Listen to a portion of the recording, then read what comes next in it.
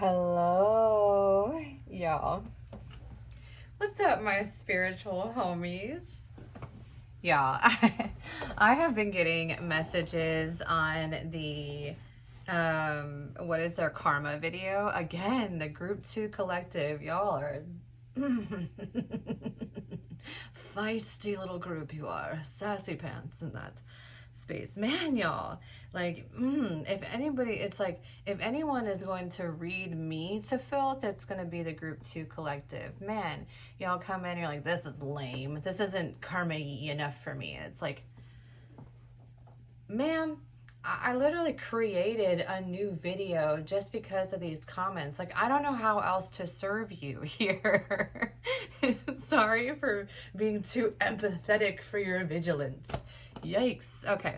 So anyway, I decided, I was like, you know what we all need right now? We just need a truth bomb, right? We're going to come in here, we're going to sit down, we're going to have a conversation about the situation that you're dealing with, and we're just going to dissect it and dissect the energy as honestly as it feels. Now, I have to work on my delicate dance between being a very honest and direct human and also having the softness of my femininity in there to kind of, you know, cushiony things. Sit your little bum down on a, what is it, a floor pillow or something, you know, not just knock you on your ass. Okay, so we're going to work on that, and y'all are going to work on the things that you need to work on, right? So we all have our things, and that is mine.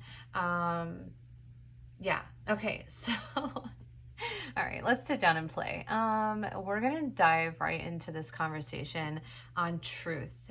What is the truth in this situation? So what I'm putting in here is the intention of having some sort of, you know, external guidance here from whatever it is that guides us in this realm to deliver you a message that you need to hear, that is delivered as authentically as the energy can be read. It's also helping you to understand the situation maybe from a different perspective or from the perspective of the other person, or however it comes out, whatever it is that you are here to receive truth for.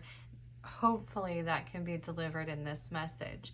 So let's go ahead and choose your cards, your main cards to choose from here. How y'all doing? All right, let's go ahead and do one card for group 3 to choose from for what is the truth in this situation. One card for group 3. Who are we going with here? Ooh, okay, this guy came out. The 4 of Coins. All right. Let's do a group 2. My feisty collective 2s. 6 of Wands.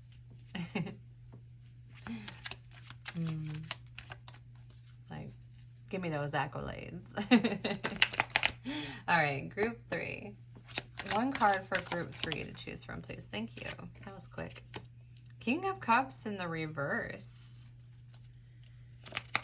You know what? Honestly, I think that my intention going into this, is that the only card? All these are upright.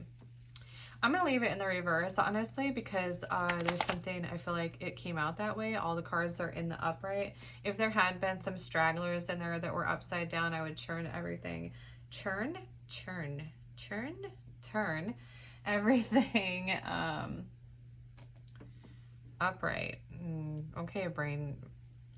Now we have Amish paradise stuck in our head from Weird Al Yankovic just for saying the word churn. Cool. Okay, anyway, so let's move into this. Here are your cards to choose from. You have group 1, which is the 4 of Coins. Did I say the 4 of Coins? I said that twice. Why did I say that? We're going to dive into that. This is actually the 8 of Coins, which is a much different card. 8 of Coins. And the 6 of Wands here for group 2. And for group 3, you have the King of Cups in the reverse. All right, y'all, sit on those for a second. Pause the video if you must. These guys are going bye-bye. Group one. Hello, group one. So in the intro, when I was choosing your card, I said that your card was the Four of Coins twice, and it's actually the Eight of Coins, which is very interesting because the Four of Coins is more of a space of, I guess I would consider it, I personally consider it sort of greedy is my, like the knee-jerk hit that I get with that card is that I find that it's kind of like holding on to everything and not letting it go. So I don't know if for some reason that energy is existing here for you. It's like this situation that you've been working on or that you're building on, something about it is like you're hanging on to something so tightly that it's not being sort of allowed to provide you that Nine of Cups energy or Nine of Pentacles. Excuse me, where am I? Why do I keep saying the wrong things? Ooh, maybe you keep saying the wrong things, you know? Maybe that's an issue here. But, I just tripped myself up. So sorry, group one. It's like there's something that you need to release in some ways so that you can see sort of the fruits of your labor. And the only reason I say that is because even though this very clearly says the Eight of Coins on it, I read it twice as the Four of Coins. And so I don't know if I was just reading that energetically, that what this Eight of Coins is kind of about, sort of this need to release something in order for us to grow for our fruits of labor, and maybe a need to release some sort of belief system around abundance. Even could be something that you're dealing with in this situation that you have. So let's go ahead and dive into what's going on in your situation, what you have going on energetically, so then we can kind of dissect the truth and how to navigate that. Okay, so we're going to tap first into energy here. What is going on in group one situation, please?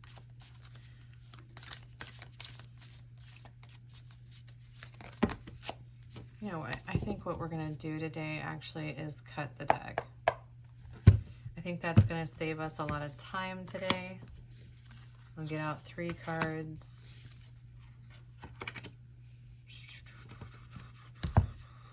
The nectar, the self, the dead end.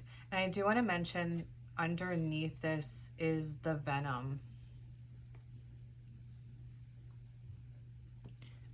which is kind of like past energy. So what seems to be occurring, what is like kind of creating this situation has something to do with how we were treated in a previous situation, how even it could even be programming that we had growing up, or some sort of indoctrination surrounding individual self-worth or this belief in self. Okay, and now it seems like wherever you're at this sort of crossroads. Okay, and it's like it's kind of giving big Two of Swords energy, to be fair here. This is like a decision that you're choosing. It's like it's kind of going like, do I continue to water this, or do I walk away? And at the center is sort of this space in which it's emanating a bit from the heart chakra.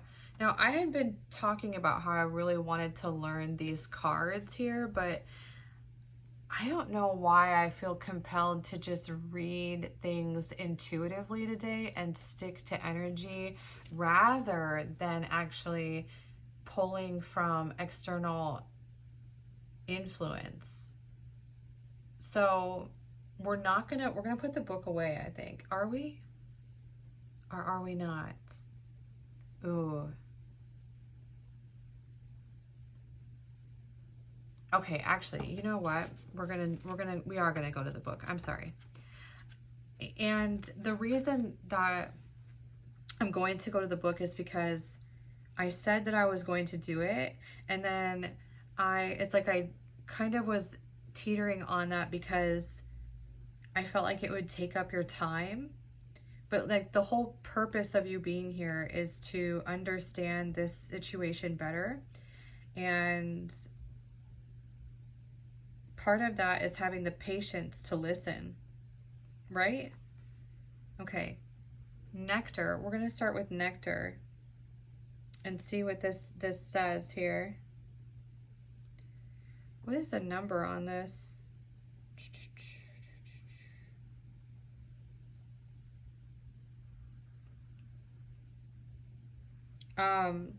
Right now, just as I was searching here, group 1 for this reading, I got the song July by Noah Cyrus in my head, which is like, she says, you know, I'm afraid of change. And what's the next lyric? It's so hard for me to say lyrics. I always have to sing them, but I don't want to always sing here. You know, I'm afraid of change. Oh, she says, guess that's why we stay the same. So tell me to leave and I'll pack my bags. Get on the road. Find someone who loves you better than I do, darling, I know. You remind me every day I'm not enough, but I still stay. Those are the lyrics to that.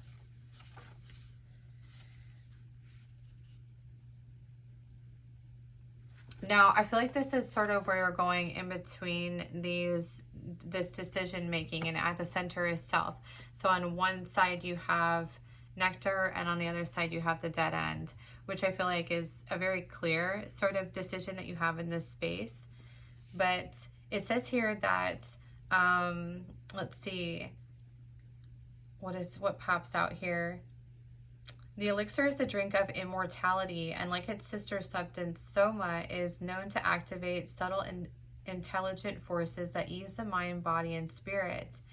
Through esoteric, these images lead us to the central energy of this archetype, the sweet, potent, heavenly essence that lubricates our spirit back to life.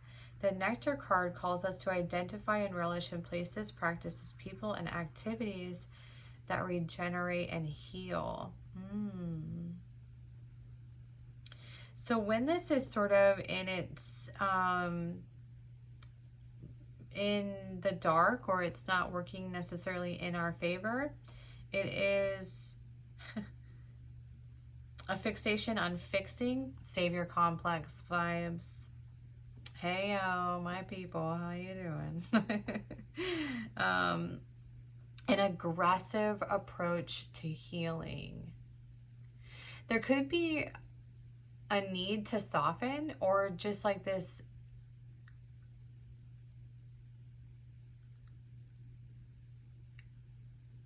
balance.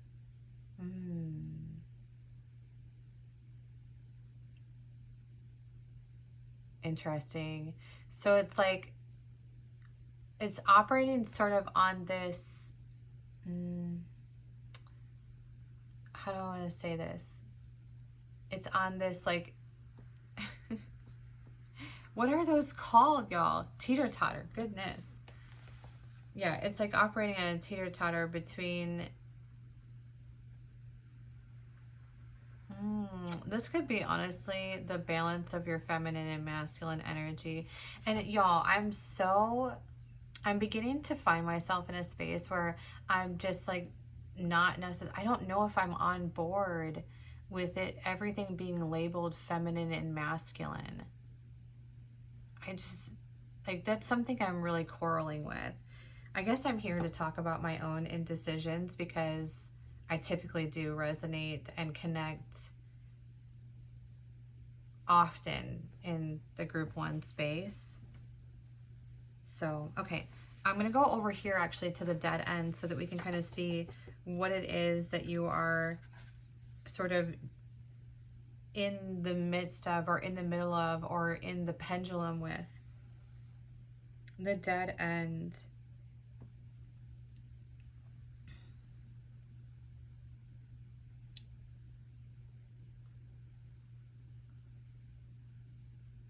I'm not really good at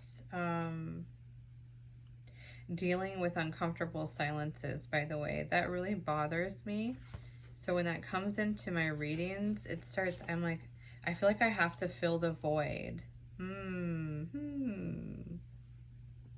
Maybe I was intended to feel that in this energy, in this like dead end energy, right?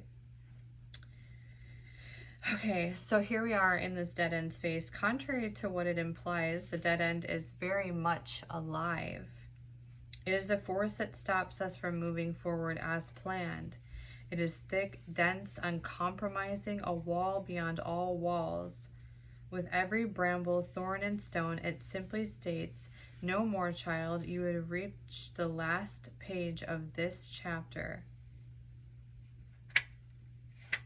It is natural to resist its very resistance and struggle even harder to make our own way, to prove our point, to hold on to what was. In this way, we fight with life itself. Ugh.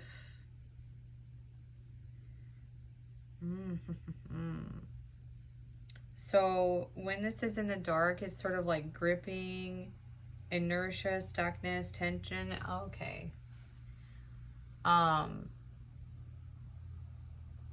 I'm going to go ahead and give you an example of my own life and my own situation and something that I have going on. And I don't know, honestly, how comfortable I am with talking about it, but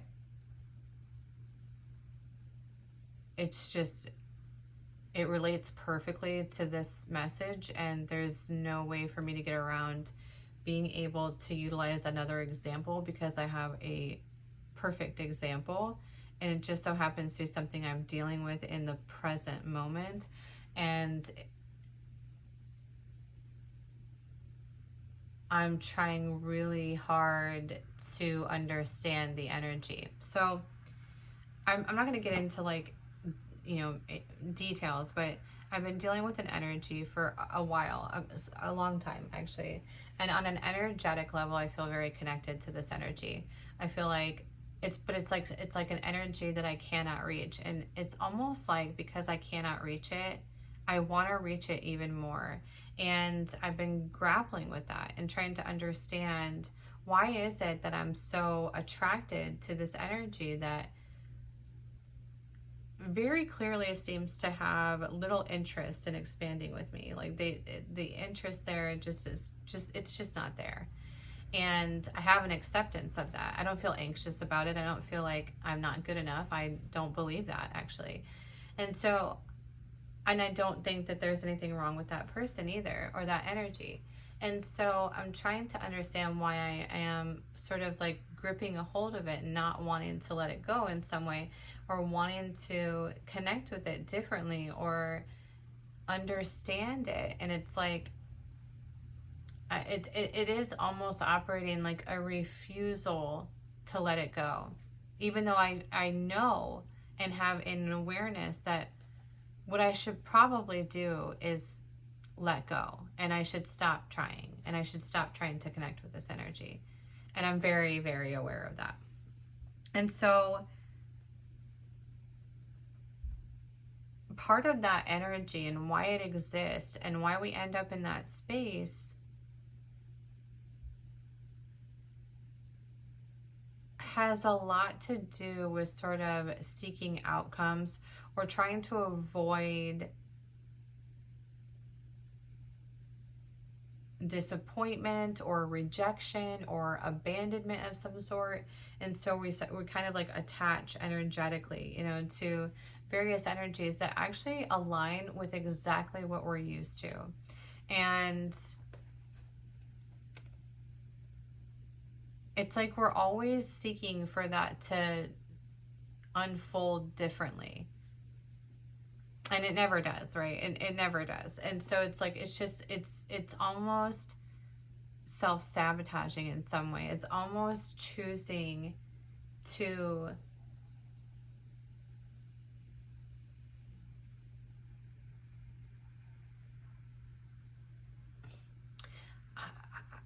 I don't know how to explain it, because part of it is like the act of choosing self in that situation feels like we could potentially be missing out on something. What are we missing out on in that scenario realistically?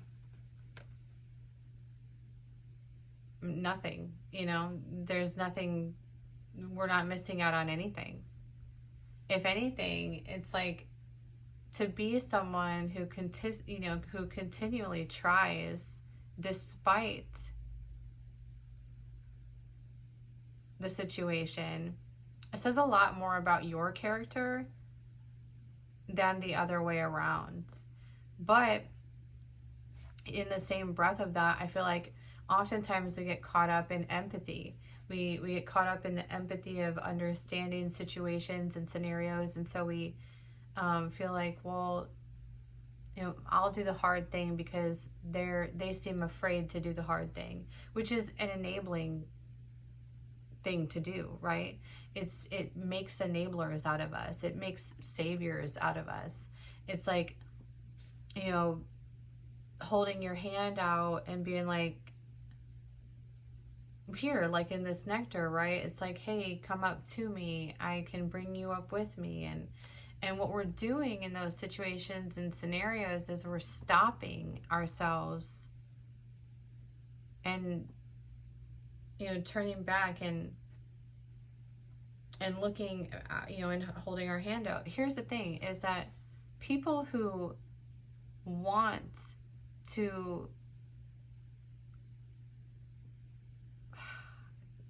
come up with us, and it's not even about coming up, people who want to stand beside us, stand beside us.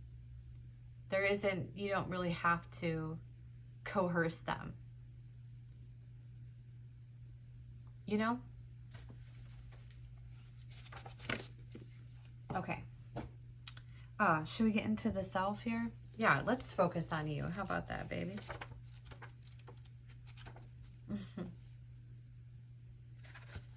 The self, 119.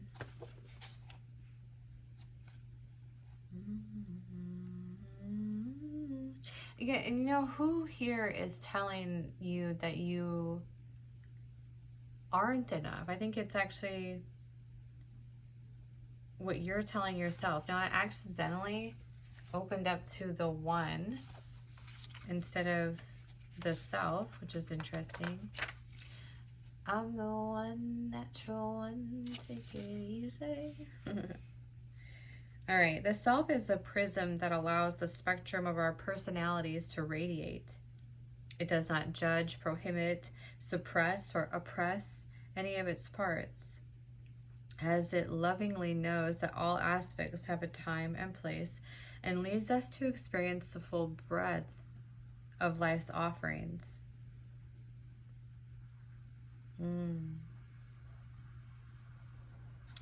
So in the sort of icky energy of this, it would be feeling like we have no purpose.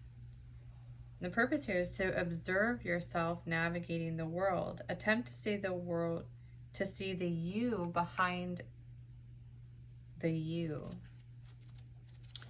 And in some ways, this other energy that you have surrounding you is sort of like looking outside of self for external validation. You know, it's like, it's kind of like gripping your hands out to everywhere and like, can you see me? Can you see me? Can you see me? And that's the blockage with this abundance, right? It's because it's greedy, kind of. Not greedy, I'm sorry, I don't mean to say it that way.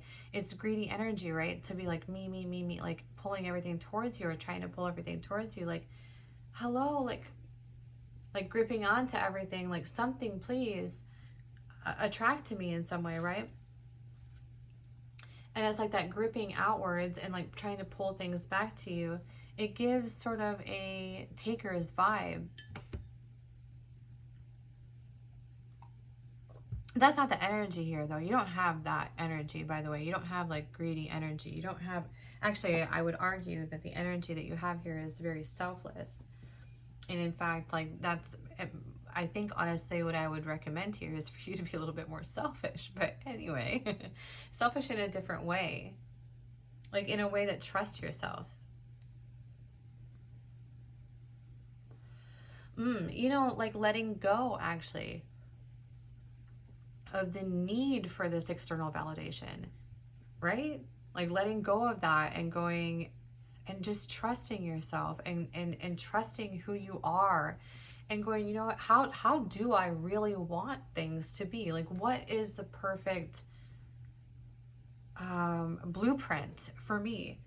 And then write it out. Actually, you know what? I'm not opposed for you to write down in a journal or on a piece of paper and write down like my life as I, you know, my wish list, or like this is how I want things to be, and then, you know, take it out and like, oof. Apparently what I'm saying is very important, or this we're being distracted from. Slap it on your wall or something, or put it somewhere that you can see it often, and remind yourself of like, okay, is this thing right now in alignment with what I really want to experience? If it is not, then it's not for you. It's for your growth. It's for you in a different way. It's not for you to keep with you. It's for you to move on from. Okay? Do that, okay? All right, so what else do we have here? Energy here, and then we'll get into what you need to do here. Karma. For every action or inaction,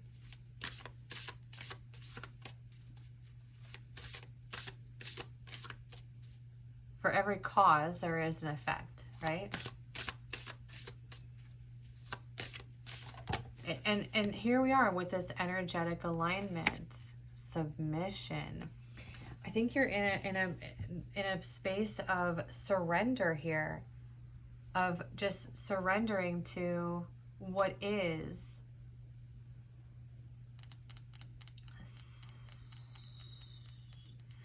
You know, in some ways too, it could be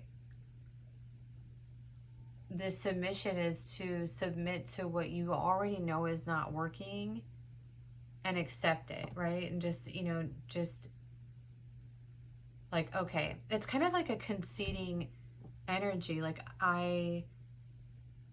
it's like a white flag in some way is how this submission is coming across. It's like, it is very much coming through like, you win kind of thing, right? Or like, I don't want to play that game. I don't want to play a game that feels like I'm winning and losing specifically within connections. I want to feel like I'm in connections and spaces where we're both winning, right? And so the karma here, what is the karma here for? What is that energy?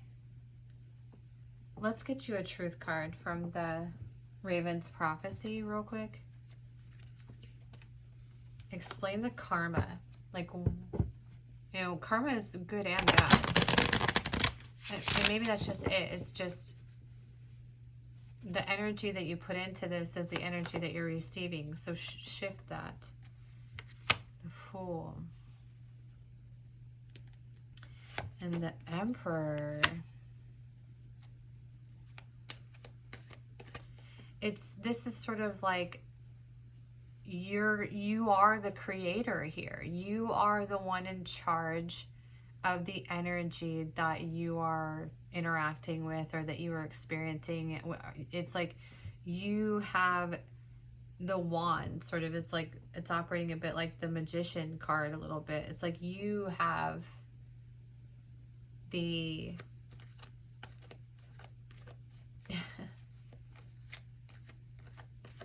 it's like there's an analogy, there's a word, there's a phrase I'm searching for, but I can't find it. But the first thing that came up was, you are the shepherd and the sheep. It was, you know, it's like this we are all one kind of thing in some way, but also it's like you are both leading and following, and leading and following, and leading and following. But the leading comes before the following. What energy are you leading with? Because it's that what's that concept of like your energy introduces you before you do, right? So in knowing that, then really it's like if we're being misread, then we're so obviously in the wrong place. Or maybe we're being correctly read, but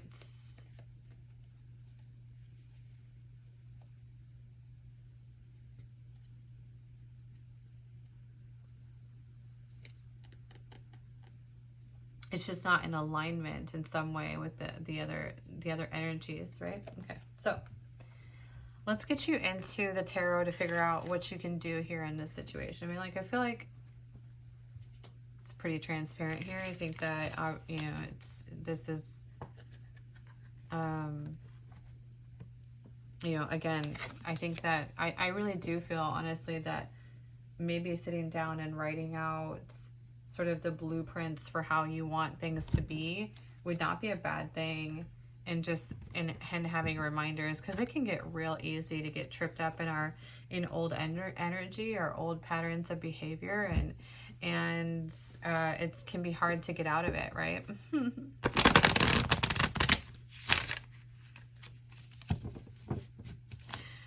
And I'm there with you. I did actually, I noticed this 8 of Wands on the bottom of the deck as I picked up the deck, or as I split the deck, I should say. And I didn't mention it, even though it did catch my eye. So whatever it is that's transpiring right now, it's moving in forward momentum. You could have picked up a lesson in this retrograde, and kind of like dug into past energetic alignment, or dug into the past a little bit and operated in a space or in a way that was sort of in alignment with a past version of self, or energies, or patterns of behavior that you want to see yourself get outside of. And maybe you're picking up a lesson in this. I'm going to take that with you forward. Okay, let's just go across the board here. High Priestess, the Lovers, the Moon, Ace of Pentacles in the reverse, 6 of Wands. And then after cutting that, again, on the bottom, underneath all of this is sort of I don't want to say that what is kind of tripping this up a little bit is a bit of a lack mindset in some way, but it kind of does represent that way. This is like here on the bottom it says self-imposed restriction and entrapment. It also, so it's like in some way, like what's going on here and in this situation is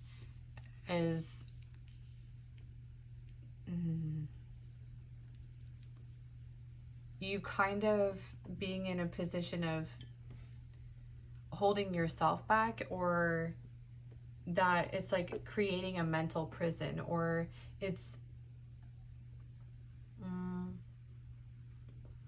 dwelling, being in a space of dwelling. Okay, so what can help you then in this scenario, or what is going to just help you to navigate this a little bit? I do feel like it's a lot of intuition here. I feel like you already kind of know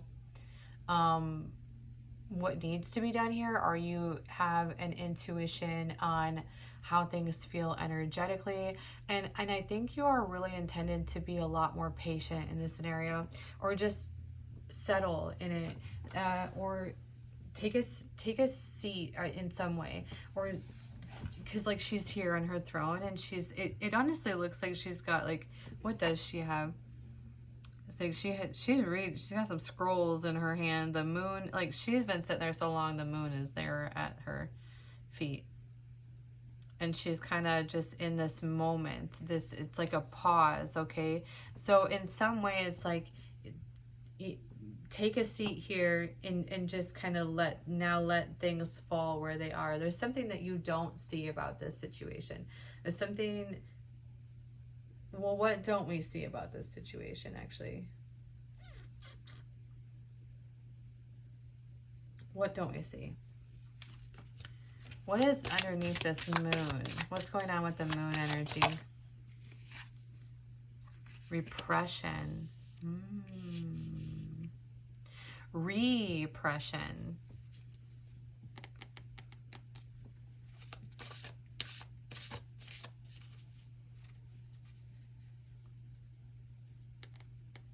Hold on, I'm gonna look that up. Repression, because I think I understand what that word means, y'all, but I'm not honestly 100% sure that I know this word. Hang on. Because I know what you would just assume that oppression and repression are different, you know? Should have my laptop closer. Ooh, the act of subduing someone or something by force.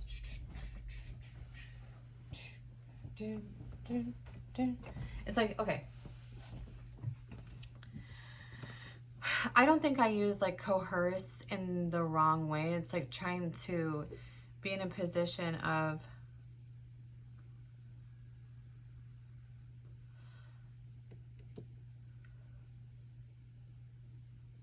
like, no, it's not even that. Okay, we're going to get well outside of that, and we're just going to read this a lot more general, in a general space. You do not need to force anything that is meant for you. Period. Like, it's just, you know, there's no need to force anything that is meant for you. It'll be easy. Period. It's just that, it's like just cut and dry like that. And it's telling you to like,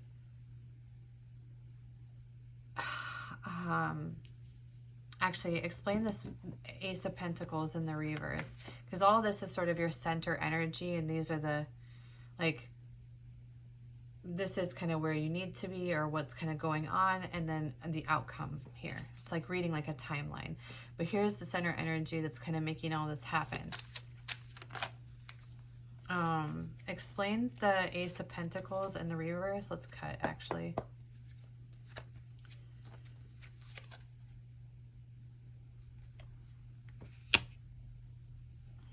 You're giving in to something, or it's like, well, it's not even about you giving into something and not really receiving anything back. It's just kind of this reminder that it's a quid pro quo space here with the Lovers and the Six of Cups. The way that we operate, the way that it's going, the way that it'll work best, the way that it is the most harmonious is when it's two cups overflowing. You see the Two of Cups here, where I pour into your cup, you'll pour into mine. You are not always here in this space of this space, just like, here you go, here's my cup, and I also have a flower in it, and here's all the things, and I got more behind me if you want more of this, and like, see? Yeah, no. And at what point, too, does that feel very self-sacrificing? Right? So here, it's like the victory sort of in this is just that settling into it, settling into the surrendering to the opposition of seeking and seeking and seeking and seeking and seeking, just being in a seeking energy, or seeking the wrong kind of energy, I should say, because I think it's also okay to seek our creativity and to seek love in the connections that we know are solid and are stable, and give love into those spaces in which we do receive love and we do receive appreciation and we are seen for who we are. It's that's very expansive energy, right? When I can just think of my closest relationship with my best friend. It's like not every moment is always the best moment all the time. We're humans and we go through the ebb and flow of life, right? But it's sort of like, that is the best example of times when like one of us is at 20% and the other person is at 80%, and the person who's at 80% can hold so much space for the other while they're going through a moment, and vice versa. And we've been that sort of, and it's very easy, and despite any kind of, I don't know, proverbial hiccups that might disconnect a connection, we have a very solid connection, because even when things aren't perfect, we still love each other and we still care about each other, and we still support one another and support one another through the things that we're going through. And I think that's kind of that reminder of, honestly, that's how it's supposed to be, group one. So here it seems like we're just kind of, in some ways, just trying to feel familiarity in some way with other connections, or trying to cope in some way and trying to feel connection. Okay. And it's like,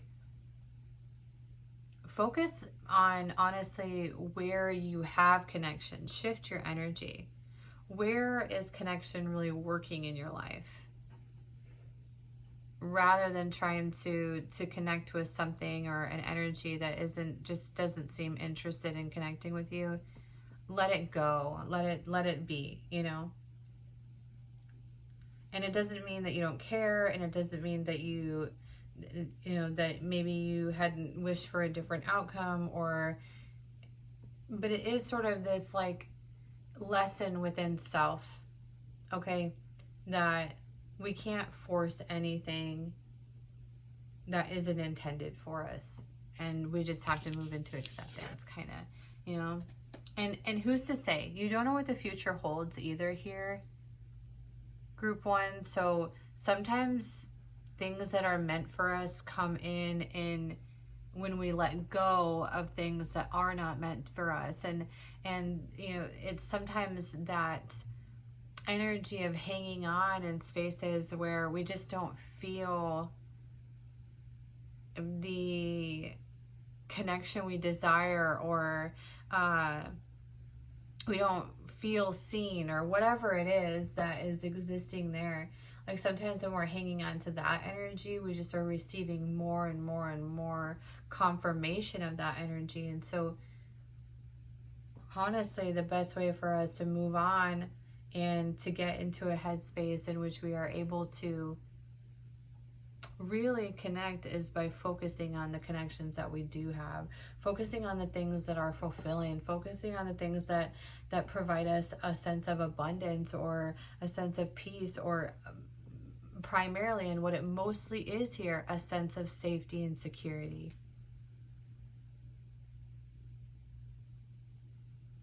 All right, group one. If you want to dive into this topic and be a lot more detailed on it, if this is like a specific person that you're dealing with and you want to dive in more, you can reach out to me, to my email, which is listed in the description box, and set up a private reading with me in which we can move on from this space and kind of figure out what's going on with this person and what their thoughts and feelings are, if it is a connection of some sort, and diving a little bit more into that aspect of things. You're more than welcome to reach out to me there. You can also leave me a comment. And the best way is honestly to support the channel. If you are interested in supporting the channel, is to like and subscribe.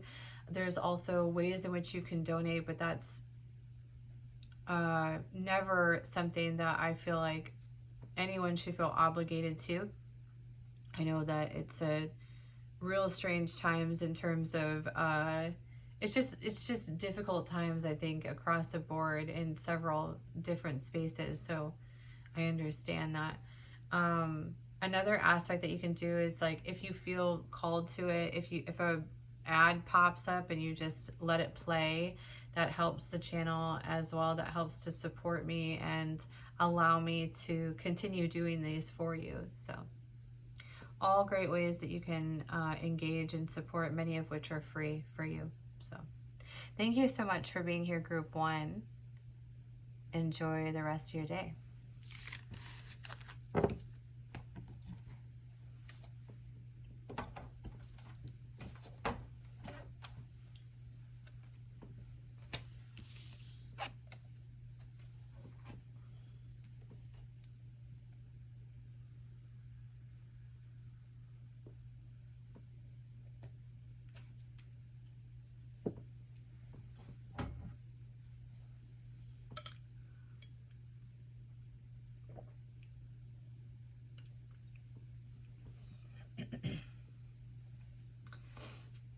Hello, Group 2.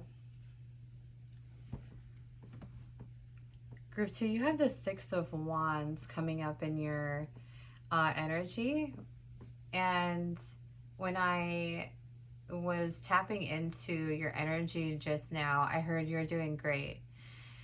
And it's like this is a space in which you are holding on to self in some way, or there's some sort of, even some kind of recognition that you could have in this space. This is an energy of really choosing yourself and choosing your own path or your authenticity.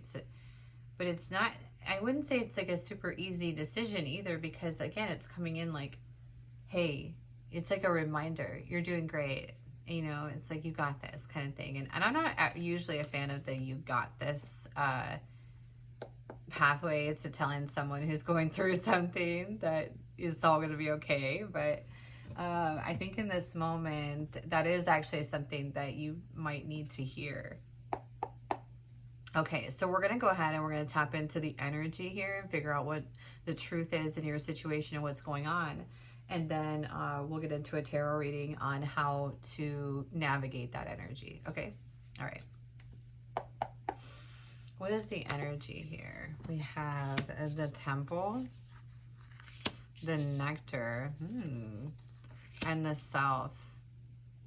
Very interesting. Some of these cards, 2 of these cards are actually these same cards that were in Group 1, which is very interesting, because I just shuffled this whole thing after picking up those cards. Now in the last space, this was sort of you at the center and what's going on. But I feel like in this, for your reading, it's much different. In Group 1, they were in a decision, sort of. It gave very Two of Swords energy, and it wasn't really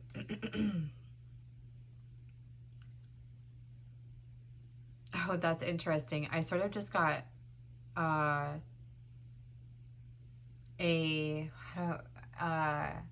got interrupted here and reminded that this isn't about them, this is about you.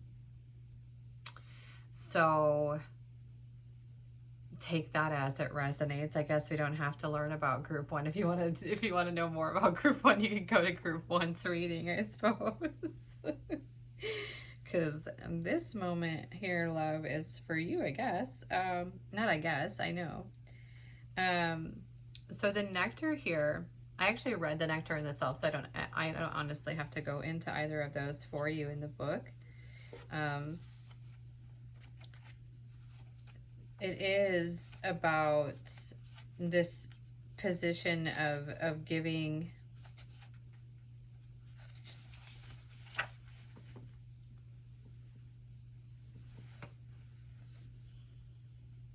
to self here. These two spaces kind of have very similar energy, where these are decisions in which we are trusting ourselves, trusting our intuition, allowing our energy or allowing that to guide us. It does feel, however, that you're sort of in a moment of pause here.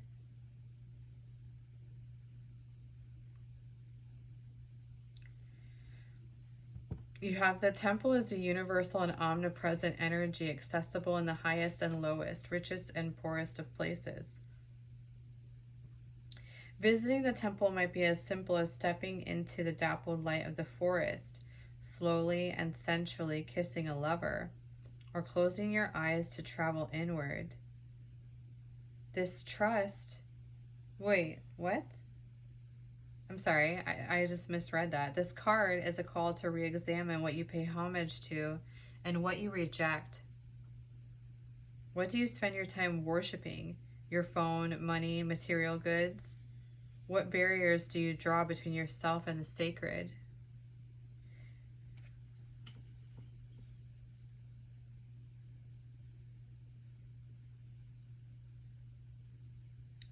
So what's interesting is, like, when this is not working in your favor, it's sort of strict, or it's closed off in some way. It's sort of like here in this moment, you are intended to sort of trust yourself. It's like, I feel like there's something that you want to do, or you want to experience, or there's some sense of holding ourselves back under this belief that we don't deserve the thing, or that we're not good enough for the thing, or the thing, we can't have the thing because, you know, I guess just insert all this indoctrinated sort of division, icky kind of, like, I don't know, these words and phrases that come in to sort of tell us that what we want, what we really want, is not good enough. And this energy is actually hitting sort of in the, it's like right beneath the heart space, or it's kind of in the solar plexus. Right, like right in that area of, like, kind of like the pit of your stomach is kind of how I would describe how it feels. So it's almost like you have this relationship even with trusting yourself that is kind of,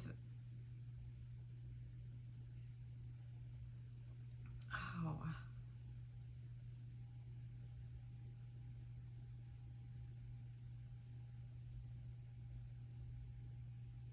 it's like you don't trust yourself in some way, or you it's like having this quarrel with intuition a little bit.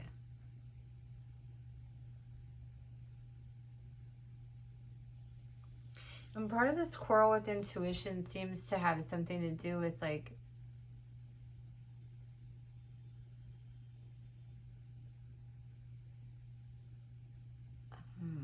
a belief system that we do deserve more.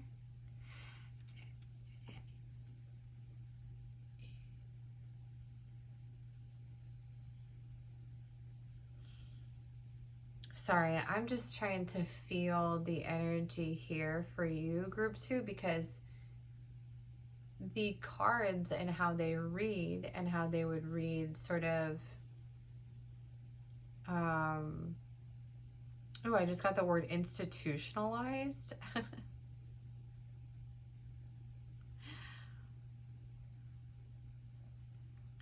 Which, okay, yeah. So how they would read sort of in an indoctrinated space.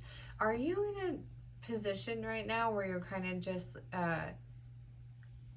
like, it's like the energy is sort of like everything's fine, but then underneath it, it's like, no, it's not.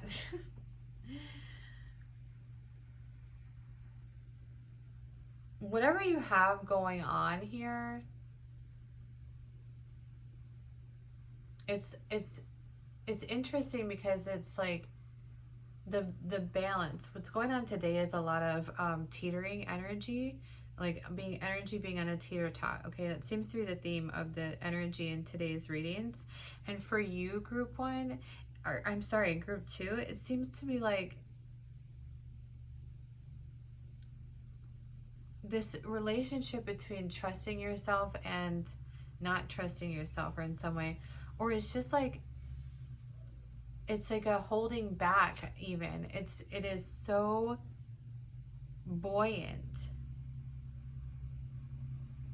but it's like a very still buoyancy. So this is still waters that the energy is sitting in for you. It's just a stillness of, I wouldn't actually consider it stagnant, but it's like all this stuff is going on around you, and you are just there, you know. It's like you're just sitting in it, and it's not even impacting you anymore. It's like you're just, oh my gosh, how do I explain this energy? It is just an enduring, but without seeing that you're like the center of the vortex. Like all of this stuff that is happening and going on around you, and in some ways going on despite you, or going on without you, or like, it's like there's movement and motion circling you. Okay, which means you have a very enigmatic energy. Okay, so 1, you are a magnet. Things come to you, okay? So you have that sort of energy. But what is it here, group 2, where these things will come to you, they'll peek in on you. It's like you're missing opportunities here in some way, not seeing things as they're presented to you. I've been reading your energy this entire time with my eyes closed. It's like a blindfold.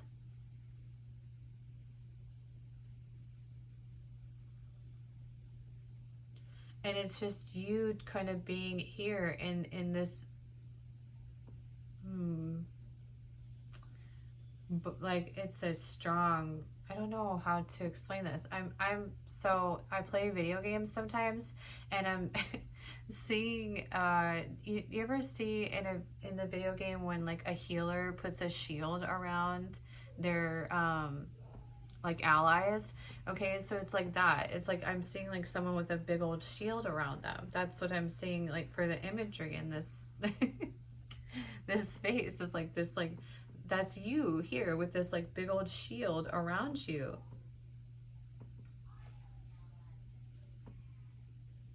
Okay,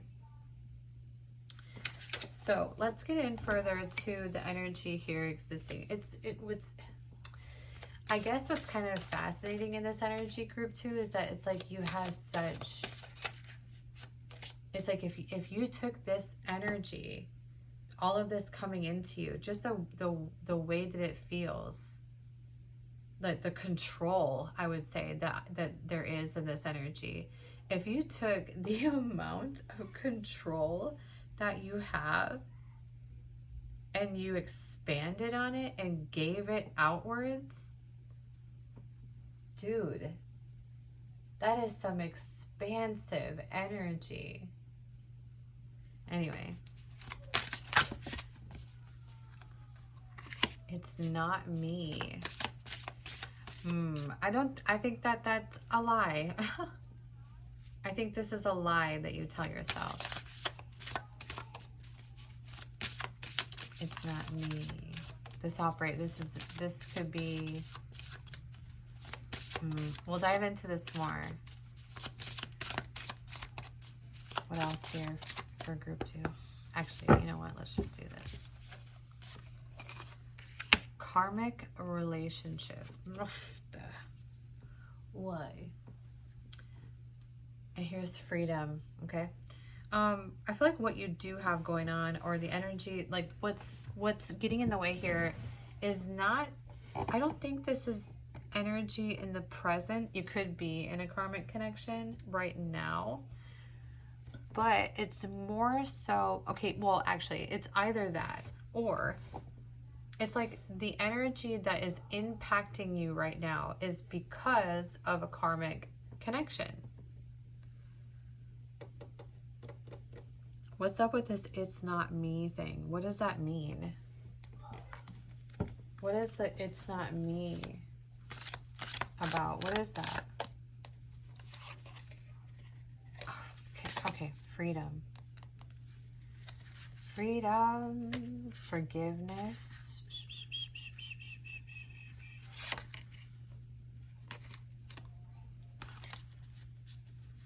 I want like a very definitive explanation for the "it's not me" thing, because this is almost like when I was in the energy coming into this reading, one of the songs that came in was July by Noah Cyrus, and it keeps coming up in our energetic field as a collective.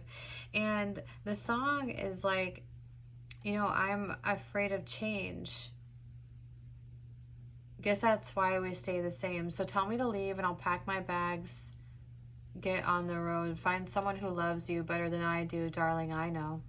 And it's like, for your energy here, it's different than group one's energy. So group one was in a space of like chasing that to feel it, and this is more of an energy of giving up before being disappointed.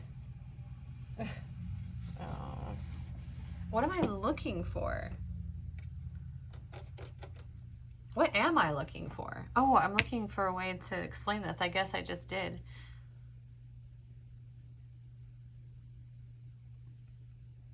And maybe that's it too, in your energy here.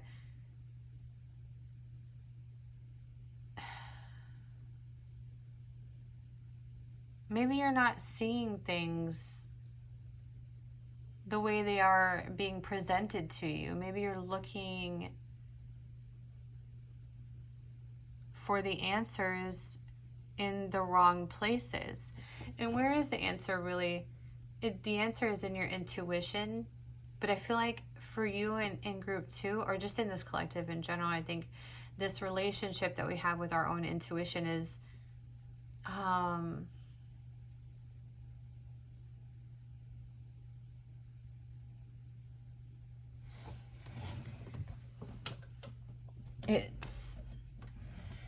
well, I don't think we trust ourselves. You know, I think that's a big thing. So we don't trust things as they're presented to us. We don't trust the things. It's having such a relationship with, honestly, maybe an accustomed being accustomed to disappointment in some way, or things not working out. But honestly, like, part of karma is energetic alignment, right? Part of that process is aligning with the energy that we feel the most, or that we're projecting the most, right? So it's going to be very difficult for us to step outside of that if we continue to see everything from the worst case scenario, right? All right, group two. Let's get you into the tarot and figure out how we can navigate this energy better. I do have the Wheel of Fortune holding it right out. You know, maybe this is something that you're actually understanding, and this is sort of just confirmation for you. It's always a probability here. Let's cut the deck. Just been doing this to save time.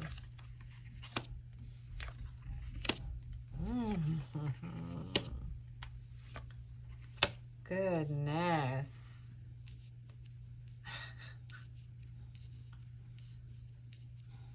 You know what's look at that Four of Wands on the bottom of the deck. The way these cards read are not the same as the song that just came in. Because I got the song, I started from the bottom and now I'm rich. I got in my bag and I ain't looked back since. I started to say sorry, but fuck that shit. which is like interesting because even though this is the energy you're sitting in, I don't think you understand how powerful your energy really is and how expansive your energy really is and how this might honestly be holding you back from a whole lot. It's like you are looking at yourself and seeing that you're at square one, and I don't think that's true, group 2. I think actually if you were able to step outside of that and look backwards for 1 second, just to look behind you and see how far you've come, you'd see everything that you've triumphed over to get to today and all that you have learned to be able to navigate this moment. And it's like you're not doing it. And it's like here you are, you're in this like just such a reflective energy. It's like I don't have enough, I'm not enough, I can't do this. It's like it's you know, it's basically just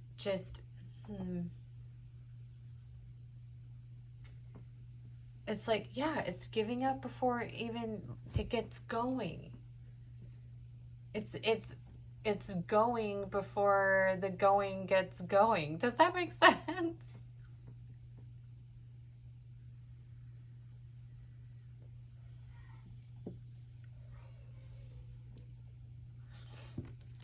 But here, it's like, what is it that you are... What's underneath the underneath the Four of Wands? This is the, by the way, the Four of Wands is, it's like the ultimate union card. It is like it is the perfect relationship, or the kind of relationship that you've always wanted, or the kind of opportunity that you've always wanted, or it is wish fulfillment to the 10th degree. Okay. Underneath that, then you have the World. Sitting underneath that is the Queen of Swords, the Fool, and the Chariot. But underneath all of that, it's like, what is going on here is this, it's a space of holding self back, not communicating what it is that needs to be said, not taking risks, not jumping into this trust. Okay, specifically trust is a very forward, expansive energy.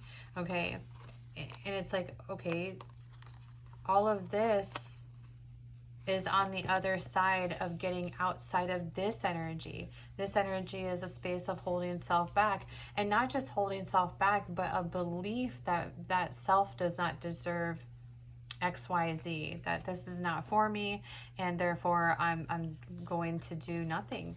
And I would say that it's all here. Under this is it's like self-imposed restriction and entrapment of some sort. It's a mental prison. It's like if you have the strength then to get through that, okay, put that behind you, communicate your feelings, or communicate how you... For you in this collective, I feel like one major hiccup that you might have is a relationship with trusting your own voice, or trusting the things that you say. You could have been in a situation where the things that you said were used against you, right? So that's, of course you would have some sort of relationship with that. But it's like, stepping outside of that it's almost a requirement, right? It's like on the other side of fear is freedom, right? Yeah. Do the thing. Whatever this is, it's like, should I do it? Should I go for it? Should I jump into this? Should I jump into the unknown? Should I take that risk? And am I going to risk this? And honestly, I feel like the best way for you to get out of this energy is to just try. And it's like, fall down 9 times, get back up 10. And here you are in the 10 of Swords energy at the center of this. And it's like, which is arguably like you've already kind of done that, right? It's like you've already been through the 9 trials and have fallen or have felt the full weight of that. And it's like, I don't know if I have it in me to step into this another time. Honestly, like, having been on a life path that has faced like an exponential amount of failure, I can tell you that the biggest regret would have been not dusting myself dusting myself off and trying again, right? It really helps you to develop a relationship with understanding that failing at something is a part of life, and it builds your relationship with it, where you can understand that sometimes things don't work out or things don't always go the way that we had hoped. But what we're not going to do is let that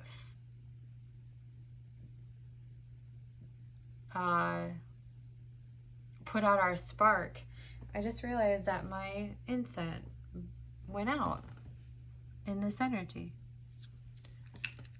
Light light a fire. Come on, baby, light my fire.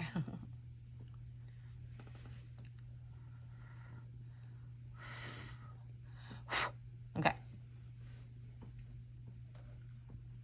All right, group 2.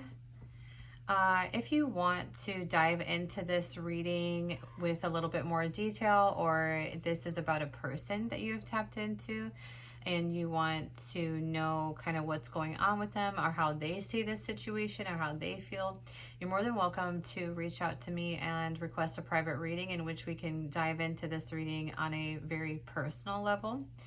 Other ways that you can support the channel that are free to you, like subscribe if you're new, leaving a comment, and allowing ads to play, are all ways that you can freely support the channel if you so wish to.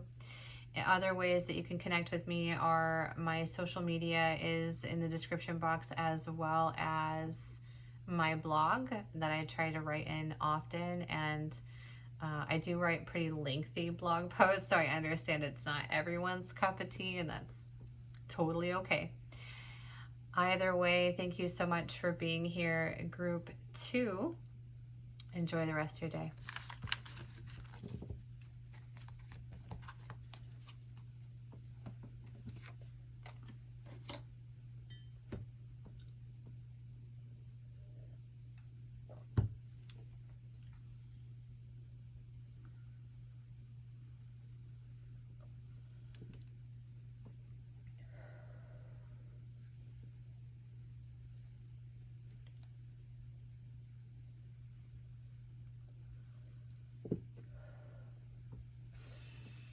Group 3, you have the King of Cups in reverse for your situation.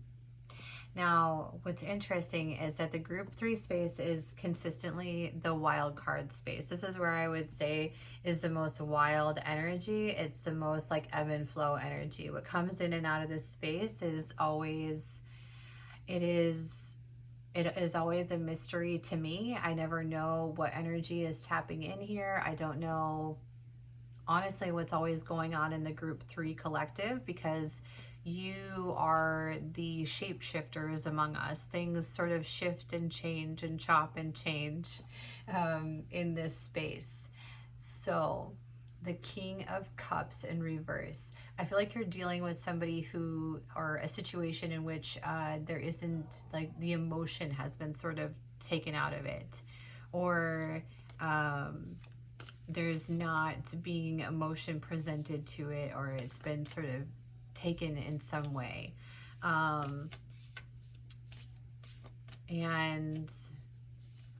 I'm not sure yet how we feel about this in this collective. I'm not sure what the energy is saying quite in this moment. So what we're going to do is we're going to dive into reading your energy, reading what's going on in this situation, and then we'll get into the tarot on how you can navigate this energy. Okay, so let's just go ahead and dive right into group 3's truth. What is the truth in this situation? The energy here You have, oh, I'm going to slaughter this one. Aletheia? The Mystic. Oh, okay. And the Healer. Ooh.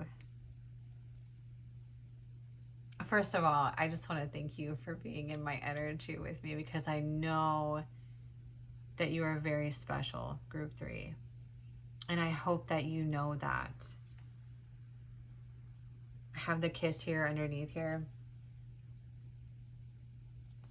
Okay. I'm going to read I'm not going to read the whole time, but I'm going to look into the book because I'm trying to learn the wild unknown archetypes. I decided that I want to learn these, and I thought what best way for us to learn together. So I am going to be tapping into the book, at least for these 3, to kind of get a hit on what we're dealing with energetically. The very first thing I can say is that you are probably a spiritual person, or you have gifts that maybe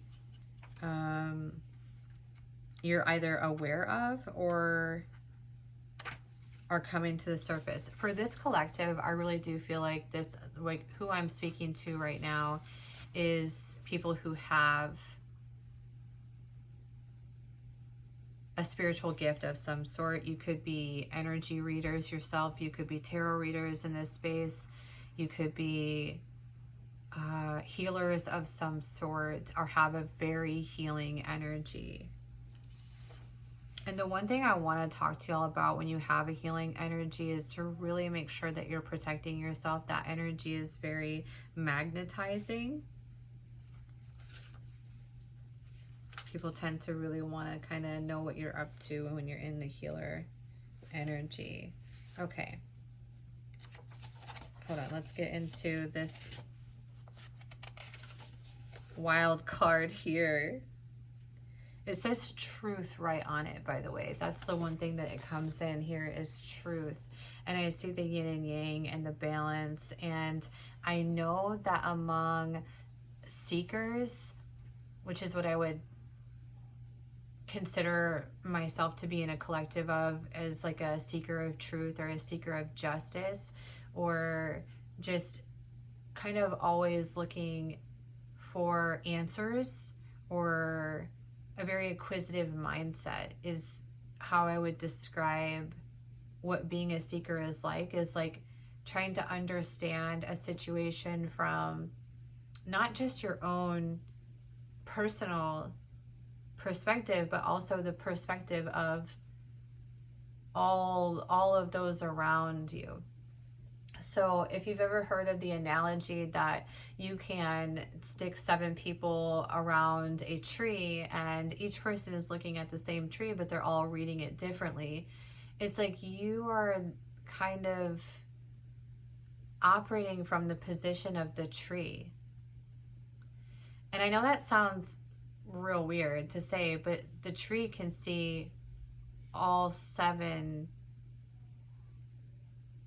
people, and it can see why each person is perceiving them differently, because the tree is aware that they're being seen from 7 different angles. And so it's like you are sort of in some ways, like a conduit for gathering all of the perspectives in some sort of all-encompassing way. And I just want to say, group 3, that the energy here is so different than the first 2 collectives. In this group 3 collective, it's like you are in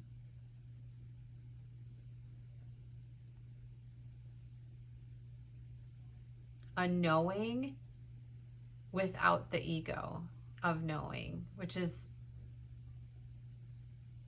beautiful, honestly. Our soul recognizes the truth when someone speaks it. A cool wave of relief washes over the room, and all of the facts and figures in the world fall by the wayside. Such is the power of Aletheia. It has an undeniable resonance that goes beyond the rational. We can also recognize Aletheia by its contagiousness. When we hear someone speak the truth, we see the truth within ourselves and are more likely to tell our own story. The Aletheia card requires us to step toward an act of truth. So, in the opposition to this, or the challenge in this energy, is that when this energy is not operating in authenticity, it can provide distortion, manipulation, excuses, gaslighting.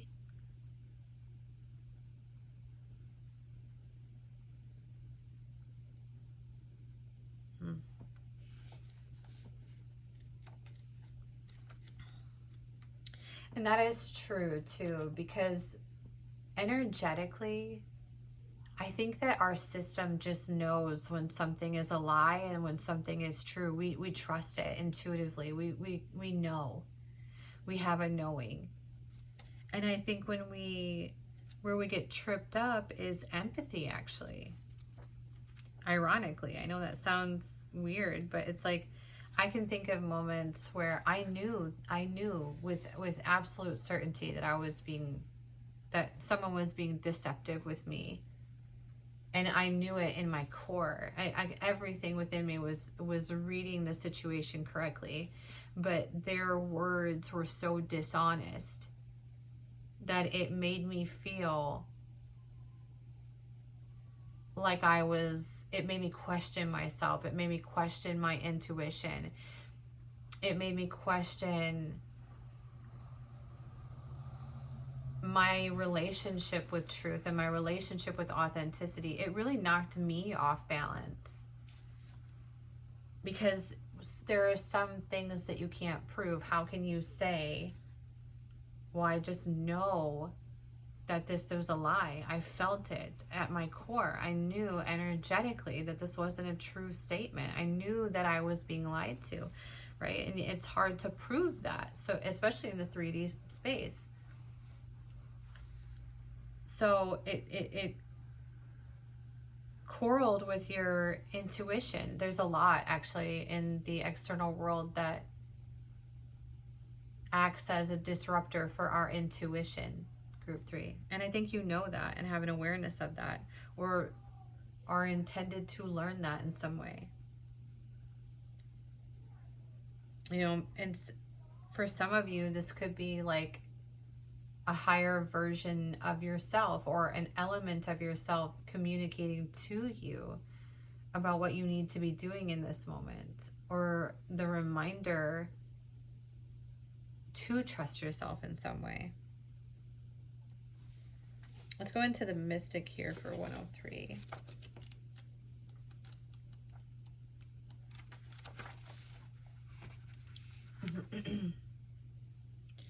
Oh my gosh, y'all, I can't make this shit up. Look at it. It says the seeker, the light worker. The mystic is often misunderstood in our culture, depicted as a wandering or light-hearted daydreamer. I feel you. I feel you, group 3. Yet, like Shiva, the true mystic plays a critical role in society, remaining fearlessly dedicated to the path of transformation. In order to save the earth from darkness, Shiva swallows the poison of the world and holds it in his throat, slowly transmuting the liquid into nectar. Oh my gosh, hold on, I want to pause for 1 second. Y'all, the nectar card in group 1 and 2 was in both of those readings.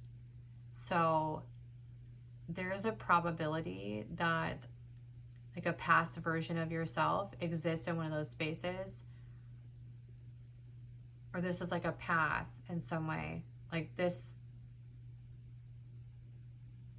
you could be like, have a life path of having started in sort of the group 2 space, moved to the group 1 space, and then ended now in the group 3 space. Just if you have time on your hands and you want to dive in and see if it resonates on a multifaceted level, or maybe that's your intention too, right? Because in the group 3 space, it's like that all-knowing or all-encompassing perspective.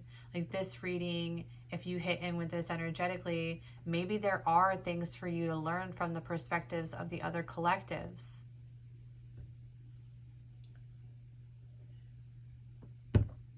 And also it'd be really cool for you to hear how differently you're being read to, because it's very different. Your energy is much different. It is much different. So wordsy I am here. They do not fear darkness, but rather sit in the presence of it, harness the potential and latent energy behind it, and embed it with light. They are patient and prudent change makers, seeking growth above all else.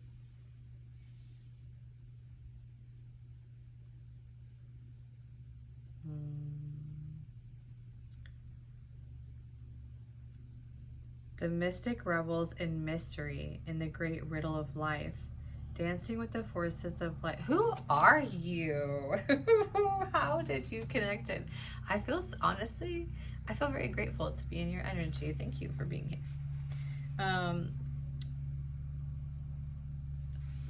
This is fascinating. It's like one thing that I have to say about being a healer, I'm actually not going to go into the healer energy because I do kind of know this card, or read it. I mean, the one thing about being a healer is that you have to have experienced oftentimes a really rough beginning to understand how to help that collective, right? So oftentimes in order to be a healer, we have to have healed our own wounds and been through some really tough things to be able to navigate that and help others. And what's interesting too is I don't really understand yet why this King of Cups in the reverse is in your energy here.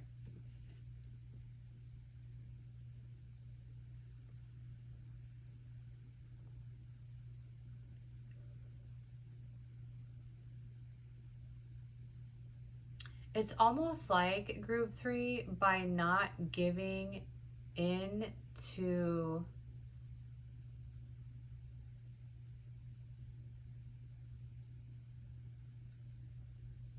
someone else's perspective of how things should be,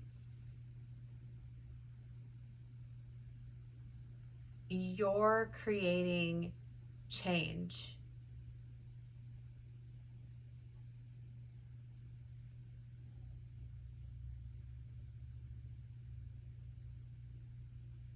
Kind of from a position of just being.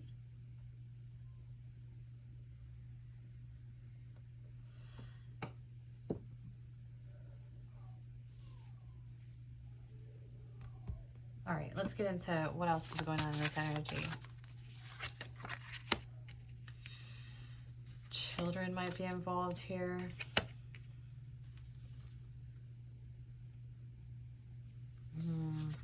I have message to pass on in the reverse on the bottom of this. Children.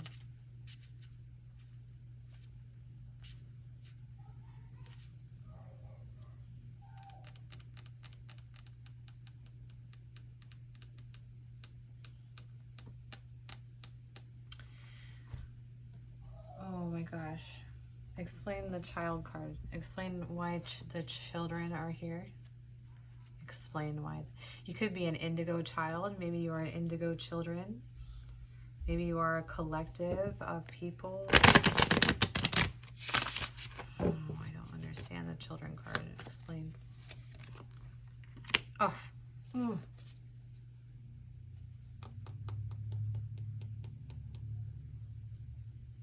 I did just hear child of God.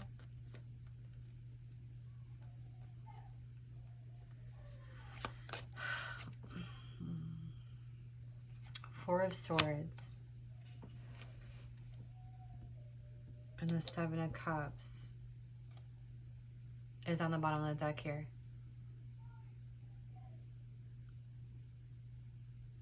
Help me out here, Spirit.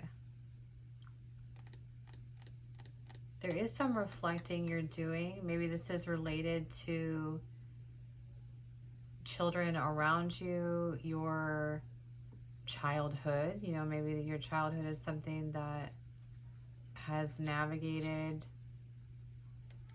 where you are today. There's could be some sort of new beginning or a rebirth, a transformation that you're going through. Maybe even disconnecting from allowing your childhood to dictate the present. What the heck? I will say that in this energy, and I saw children, I'm so keenly aware of my youngest in the other room and the noises that he's making and the things that he's doing, and just listening to him be the little spirit that he is very prominent in this. So this could be something about a relationship with a child, or something that's interfering with you or in this space, or there's and you're gonna know for you. This is a really difficult one for me to kind of figure out what's going on here, and I don't think I'm necessarily supposed to know with the moon there and the reflecting, but this does, like, there's something in regards to innocence, children, a relationship with a child. And for some of you, it's almost like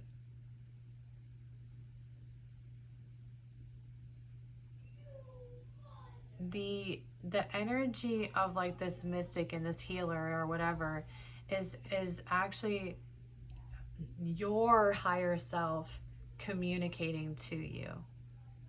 I know that sounds super trippy, but that's just what it was downloaded to me. It's like maybe you aren't focusing on children or need to focus on children, because again, like I said, he's like I'm suddenly so aware of my child and so aware of his presence and so aware of the noises that he's making and the things that he's doing in the other room. It's like my presence is here with you, but it's also on him and what he has going on too. Okay, let's figure out how to navigate this energy here, group 3. I'm not really sure what is going on in this reading for you. It's a very, like I said, this is an eclectic vibe. You're a different breed in this space. Make sure we stay out of egoic, you know, responses to that too. Like, you know, definitely make sure that we have a good check on pride. Okay. Death card coming out here right at the beginning. This is a rebirth, a new beginning for you in spirit. What is going on with group 3's energy? The truth in this situation. What do they need to know how to navigate this? The 10 of Cups, the Knight of Cups, the Queen of Cups.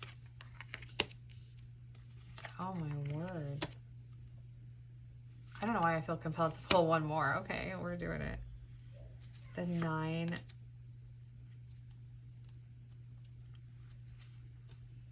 This is interesting.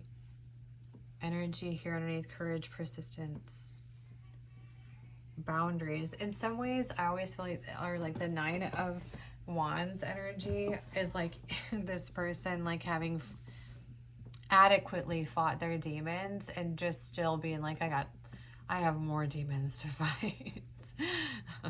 Was the energy underneath all of this. Now, okay, so what is going on here? Maybe children are impacting your decision making here, and that's a big, you know, when children are involved in a situation or a scenario, oh my gosh, I could go down a rabbit hole of why it's so important that okay, so say if this is a connection here. For me personally, the most unappealing thing would be someone who doesn't seem like they are a good parent. Like your relationship with children and how you treat children and how you interact with children, I think says so much about an individual's character. right? And so it's like when you're making those choices and making those decisions, honestly, here, group 3, if it doesn't seem like someone would be a good parent, they are not a good partner. And it's like it's just the way it is. And it's like, maybe that's something here is maybe I said that here with purpose, is like you're trying to figure out if this is like fulfilling the situation. And in some way it's like, it's kind of like you're looking backwards. It's, oh gosh, this is so intricate and complex. For some of you, this is a situation in which things did not work out in something that you perceive as being sort of a 10 of Cups energy, the ultimate wish fulfiller. It's like, I had the opportunity in front of me, I misstepped, and now I'm looking back at it with regret, or I'm trying to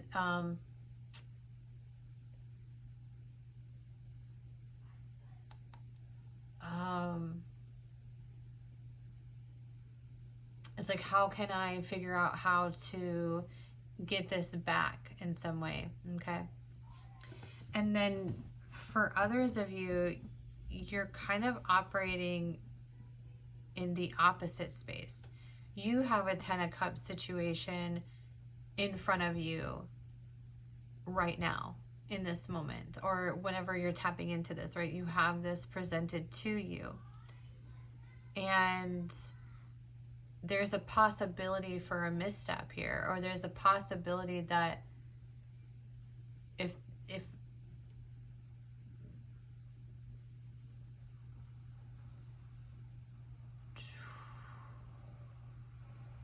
I don't give to this emotionally, if I don't open myself up to this, I'm going to end up here, and then I'm not going to be able to get back to it, because this card up here is a space of betrayal. This here is a space of reject. This person here, or this person here will feel like,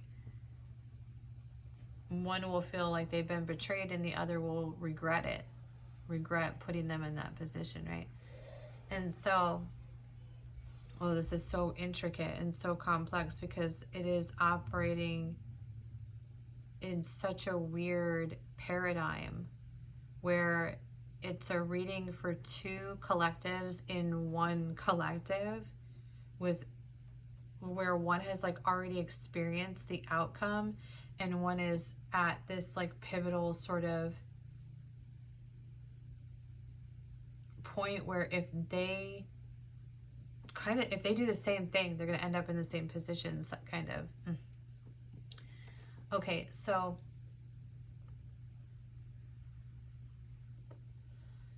navigating this energy and what we have going on. The King of Cups is in the reverse. So, and you're dealing with a Queen of Cups energy.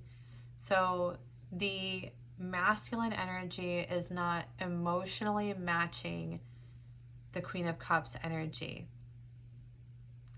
And what kind of needs to happen is the masculine energy is sort of intended to kind of open their space of security, get out of their head, and provide more trust to the Queen of Cups, because without her having a counterpart,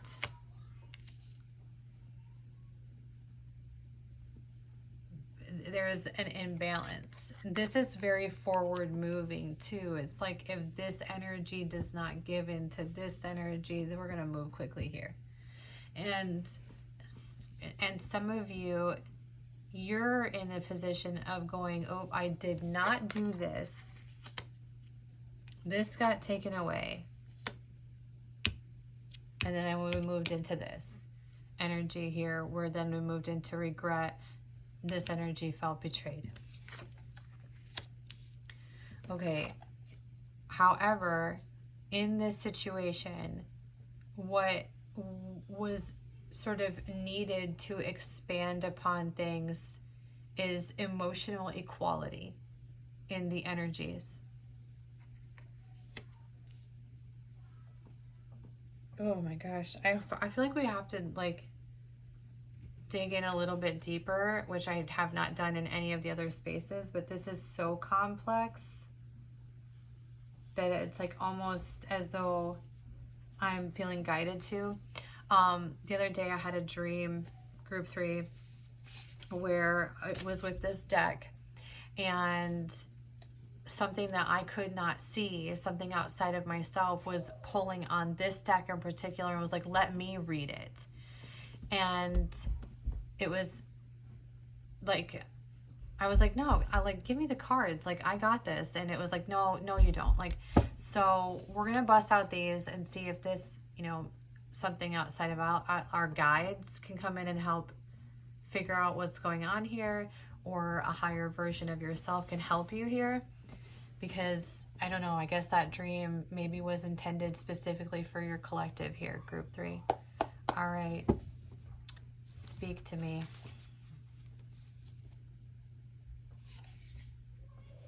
We have the Chariot, the King of Cups,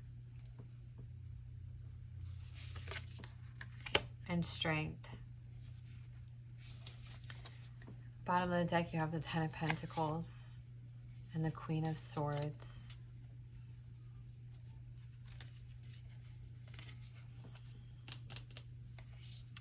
I feel like this is very cut and dry here. You know,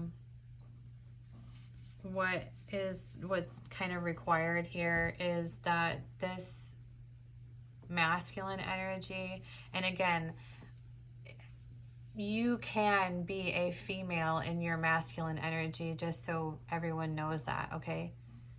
It doesn't have to be that this is the moon here or whatever, but the masculine energy in this situation is intended to have the courage to move this forward in some way, is to give into it, is to give the energy that the Queen of Cups is presenting here, and arguably has already provided.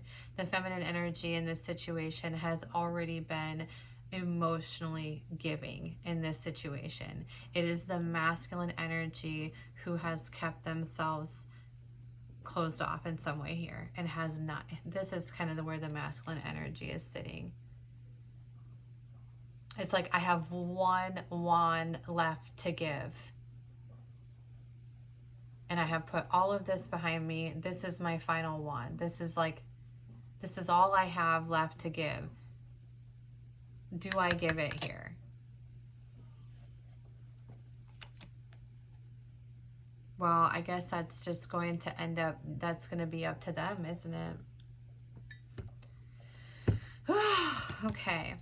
If you'd like to dive in deeper to this reading and dissect these individuals on a little bit more of a personal level, you can reach out to me and set up a private reading, and we can kind of expand on this more. Otherwise, if you are just, or you know, want to support the channel in some way, the best ways to support the channel is to like and subscribe, leaving a comment. Those are all great ways. Allowing ads to play. I know that's kind of like, I was asking a lot, but you know, maybe if you like, if an ad pops up, you just like put your phone down, go do something. I would not be offended by that. Other ways that you can support me, I do write in a blog and have other socials that you can connect with me on. Those are all ways to support the channel and provide that sort of expansive energy to gather in more people into our collective with us. All right, group 3, thank you so much for being here. And I do want to remind you again, because this kind of ended on sort of a different note than I would say much of the group 3 collective has been landing in. And it's like, you're at a crossroads, I feel like, here in this space. I want you to remind yourself here again of this energy that you have in you. And remind yourself too, collective, if this is the energy that you have from you, this is the energy in that other person as well. Hold that intuition here and understand that we attract what we are. Don't forget that. So if you have something that feels like home in some way, or it feels